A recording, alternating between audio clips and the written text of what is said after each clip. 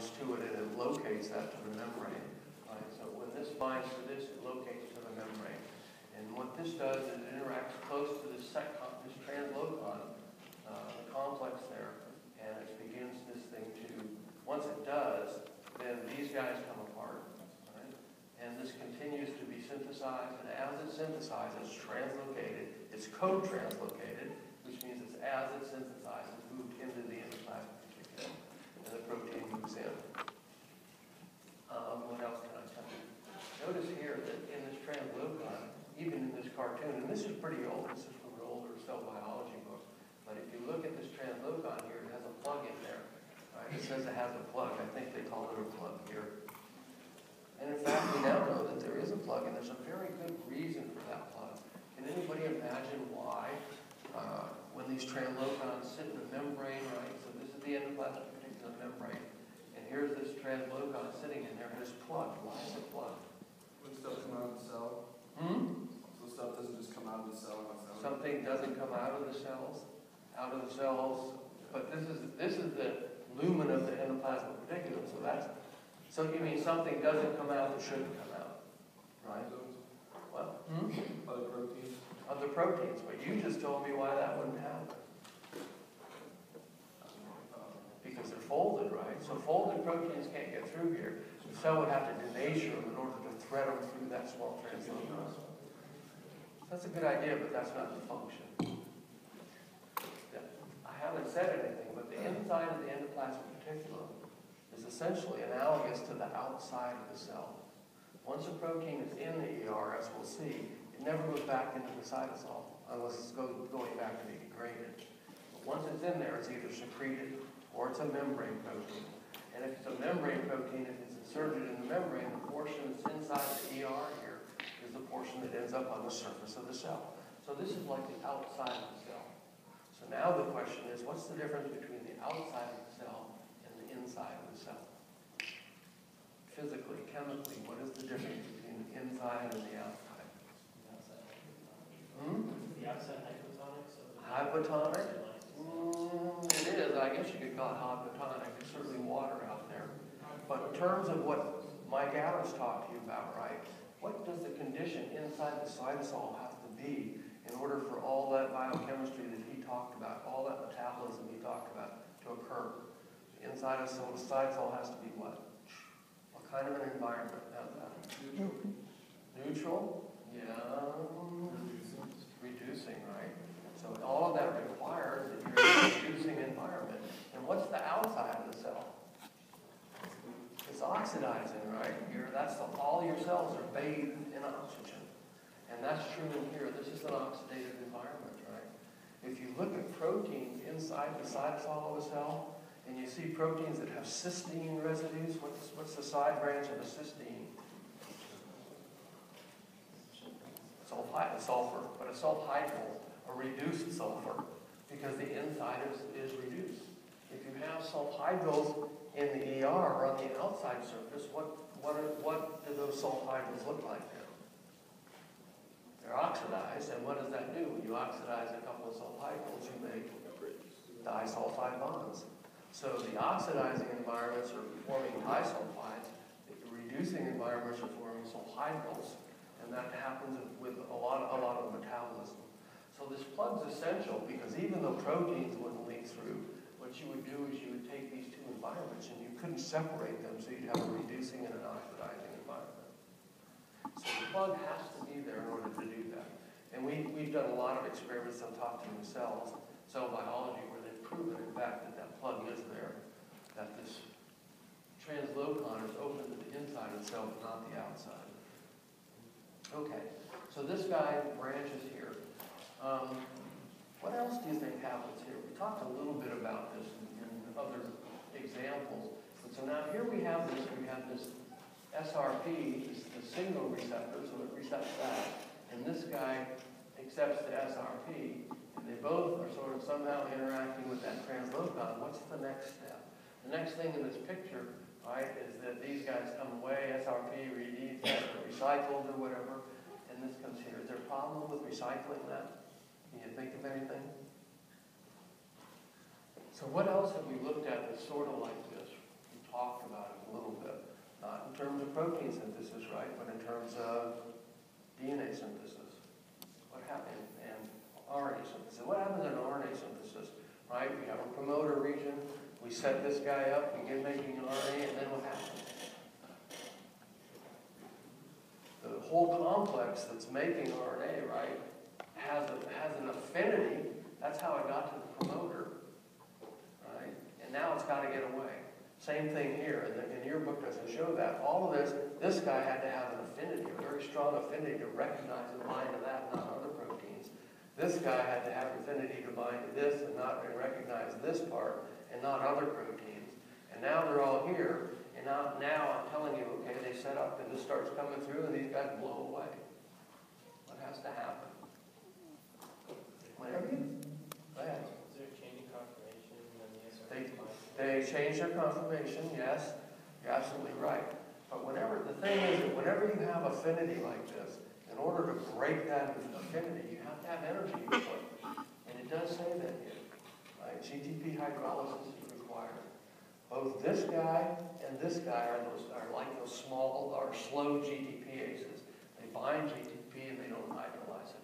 But when this guy binds to him, he acts kind of as a guest to activate his GTPase and vice versa. So they hydrolyze their GTP that's bound. So now it's GDP, then they undergo a conformational change. They don't have affinity for each other, they can come apart. So what I'm trying to tell you is when you have anything, any recognition mechanism in a cell where there's affinity like that, it just doesn't come apart. Affinity's tight. And what you have to do is you have to pull them apart. You have to actually use energy to do that. So this requires GTP in order to do that. Let's see, what else do I want to tell you here? One last thing, let me tell you. Remember I told you that this guy had this region in the middle of about 7 to 15 or so hydrophobic residues. Well, the protein, the SRP protein, this guy that binds to it, this guy here, SRP, look, this guy here that binds to SRP has a binding domain that's also hydrophobic. So the reason, the way it recognizes that is that region of those 6 or 7, 7 to 15 or so hydrophobic amino acids sits right into that hydrophobic pocket. So there's that huge affinity, which also makes it harder to pull that apart. Why you need that energy input, because you're telling this thing, okay, you're pulling that hydrophobic region apart, and that takes a lot of energy. Okay, that's enough for that. So once these things begin to translocate through there, obviously this plug has to be removed. This picture doesn't show very good, and actually this one does. Well, this one doesn't show very good either. Well, I guess if you consider, if you look at this is part of the ribosome here. I guess that's overlap. Anyway, what that shows, what I wanted to say is that when that plug comes out and the ribosome comes on, this is a very, very tight seal. And the experiments I was showing or telling you about show that what this seal is so tight that small chemicals can't get into the translocon through the sides. They can get in through the translocon here, this direction, and have access to the protein. So the translocon's open from the inside, but it's blocked and plugged by the ribosome. So this plugging is maintained to maintain the difference across there. Okay. When the ribosome leaves, does the plug reassociate? Yes, the plug comes back in. And we're not very sure about exactly how that process happens. It's one of the least known things that we know. So here's a cartoon, another one from that other book, and it shows that when the plug comes out, translocation starts taking place. It's co-translationally moved in. And as it's moved in, as some of this protein begins to move in, there's now what we call the signal peptidase, and it cuts off the signal peptide. So the signal peptide is only needed to direct this thing into the ER. Once it starts moving in, the signal peptidase cleaves it. It stays in the membrane and it's degraded, it's turned over. It is turned over by proteases that obviously have access to this thing within the membrane. And that's a very special group of proteases. We may talk about one of them later before we finish, but we'll see. And the protein ends up being translocated inside. So the signal peptidase cleaves off the signal sequence, releasing the mature protein into the ER, and the signal peptide is degraded. I'm not going to tell you much about that. Now the other thing, the other type of protein that I want to tell you about are these membrane. I told you that membrane proteins begin their life as translocated proteins, or as they are translocated. And this shows a membrane protein, and there are several classes of membrane protein. This is actually a type 1, or class 1 that they're showing here. And in class 1, there's a single peptide on the amino terminal end of the protein. It begins the translocation process. That the guy is cleaved off. But as the protein is synthesized, as it's being synthesized, and these cartoons are sort of weird because obviously when this thing's here, the ribosome sitting there, that hasn't been translated, or else it's buried in the ribosome, I guess. But as it's translated, there's a second sequence here, which is recognized by the translocon, sort of recognized, and it's called the stop transfer sequence. And what the stop transfer sequence does is when it reaches and it gets into the membrane, it stops the transfer of the rest of the protein through the membrane. So whatever has transferred through ends up on the inside of the endoplasmic reticulum in the lumen of the ER, and the rest of the protein, as it's synthesized, ends up outside of that inside the cytosol of the cell. So this becomes a membrane protein. What do you think the properties of that stop transfer sequence are? It's very hydrophobic, right? It's almost totally hydrophobic. Certainly, it is hydrophobic. There's like 20 residues of hydrophobic, which is what it takes to span that membrane. And they essentially anchor in the membrane there and love those lipids in there, and they don't come out. Often there's a charged residue on either end of that, and the charged residues help to hold it in there also because these head groups of the lipids, of the phospholipids in that membrane are also charged. So it kind of holds them stuck. This holds that in there. This is type 1 because the amino terminal end is inside the ER and the carboxy terminal is inside the cytosol. This part of this protein will never be in the cytosol again. It'll be inside the ER, it'll be inside the Golgi apparatus, it'll be inside a lysosome if that's where it's going, or it'll be outside the surface of the cell. This portion here will always be in the cytosol. It'll be sticking in the cytosol. And regardless of where this protein travels, whether it goes into a transport vesicle or goes to the cell surface, this is this inside. If this ends up being some sort of receptor protein, this is the portion in the cytosol, this is the portion at the outside. So the topography of a protein is also determined at this level here, at the level of synthesis in the ER. Right? Topography of the protein with respect to inside and outside of the cell is determined right here. Okay, let's see what else. So many proteins, a lot of proteins have multiple spanning regions. That means they go in more than once. One thing I didn't tell you here, this cartoon was actually pretty old. It shows this translocon sort of with a hinge on it, opening and closing, right? So that it's kind of in this open position as this gets pushed through, even though there's a plug there before.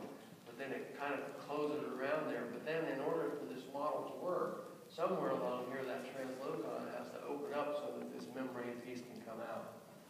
And we don't have evidence for that anymore, but the crystal structure of this translocon now shows that it is a ring, but it's not a perfect ring. On one end there's kind of this weakness where it's not quite together. It looks like it might move a little, but certainly we think that the protein slides out through that side of the translocon. So it may not be a hinge like this, but there is a region there where essentially once this guy's cleaved and this is hanging, this thing here can sort of slide out of the translocon and become part of the be embedded in the membrane.